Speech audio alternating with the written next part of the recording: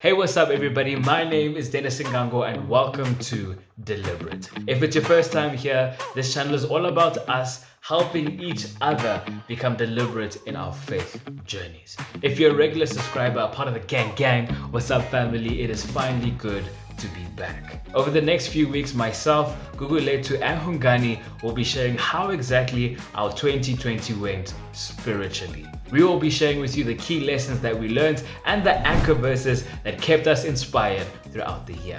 If you're keen for this content, make sure to smash the subscribe button below and also click on the notifications bell so you don't miss one of our videos.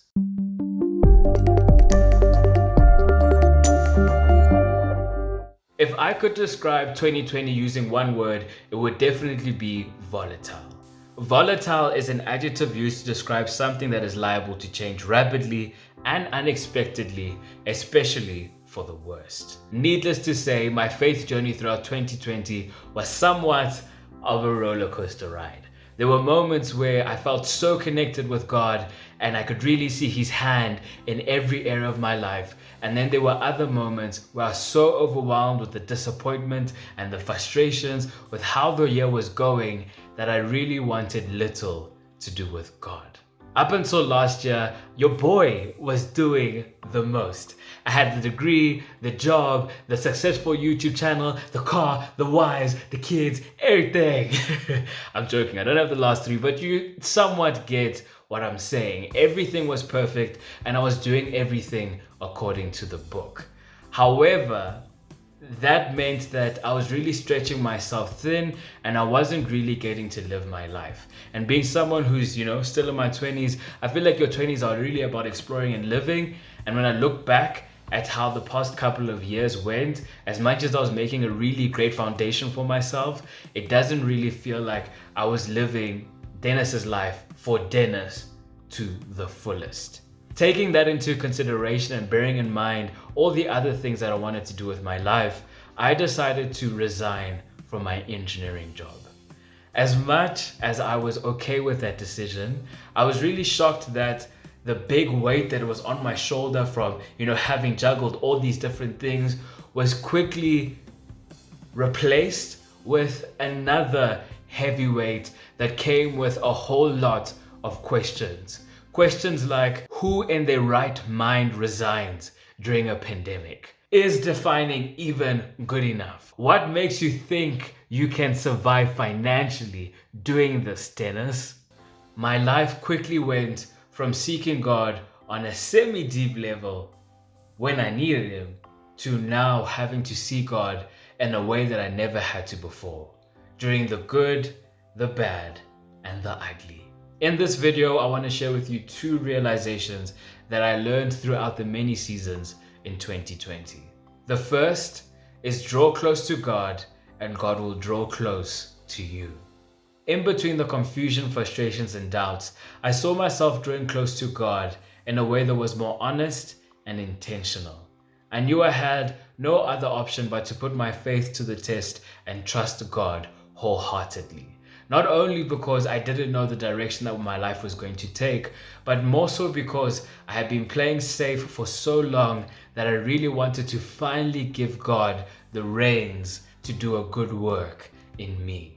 I started prioritizing quiet time again, doing my devotions, and creating more space for God to move in my life.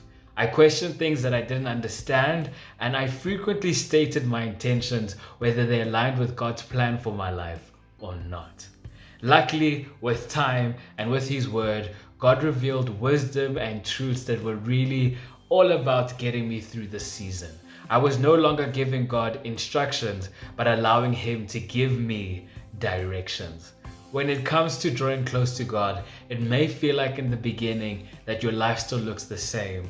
But trust me, God will start doing the inner work and then it will slowly but surely find its way out.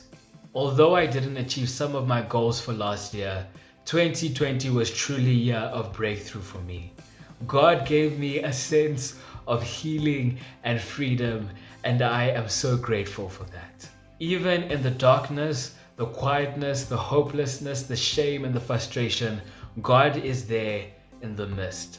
He might not be the loudest compared to all the other voices that are happening in your head, but He is there ready to comfort you, meet you, and prepare you for your next. Just remember, you are as close to God as you choose to be. For the second realization, I need everybody to hear me loud and clearly, especially those at the back. God's timing is always right. I'm not gonna lie, I like it when things happen according to my plan. However, I prefer it much more when my efforts collide with God's timing and God's plan for my life and everything works out perfectly. I say this because being someone who's very ambitious, resourceful, and determined, I forcefully know how to make a lot of things happen. But I've learned that the joy and the happiness and even the execution that comes from God doing things right can't compare to my small efforts. I've stopped thinking that things not happening according to my time is rejection, but rather seeing it as a sign that something better is coming and that it might require a bit more preparation.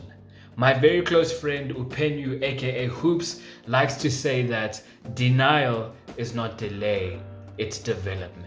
This sentiment can be backed by the words of George MacDonald, a Scottish author, poet, and Christian minister. He said, "He may delay because it would not be safe to give us at once what we ask. We are not ready for it. The delay itself may work to bring us nearer to our help, to increase the desire, perfect the prayer, and ripen the receptive condition."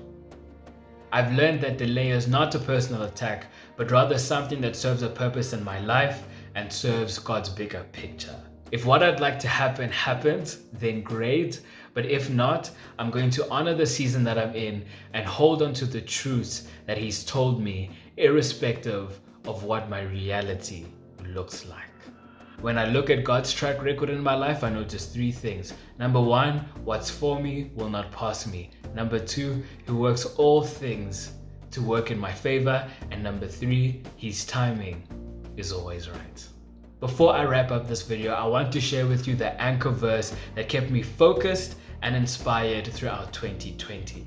To be honest, this is a verse that just kept on replaying in the back of my mind when I was experiencing a whole lot of good as well as a whole lot of bad.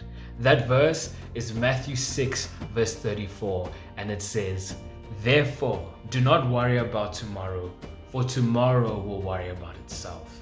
Each day has trouble of its own." I've known this verse for most of my life, but it really got a brand new meaning throughout last year. There was a pastor who spoke about it and he said, "Anxiety is living in tomorrow without the grace of today." Since then, I've made it my priority to really focus on the mercies and graces that God provides for each day. Sometimes a problem may arise today and God might bring the miracle or solution for it in the graces that He provides tomorrow. So my best bet is just to enjoy today to the fullest and give God the room and space to provide the solution for whatever I may be going through. It might be provided in the graces that He provides for today, but even if it comes to tomorrow, His word encourages me to not worry about it. Going into 2021, I'm going to give you some advice for free. Sometimes worrying and focusing too much on your problem can delay the blessing. Thank you so much for watching this video. I hope you enjoyed my 2020 spiritual journey recap video. Please do feel free to let me know in the comment section if you could describe your 2020 spiritual journey with one word, what would it be and why? If you enjoyed this video, make sure to give it a thumbs up. And if you want more faith-based content, make sure to smash the subscribe button below.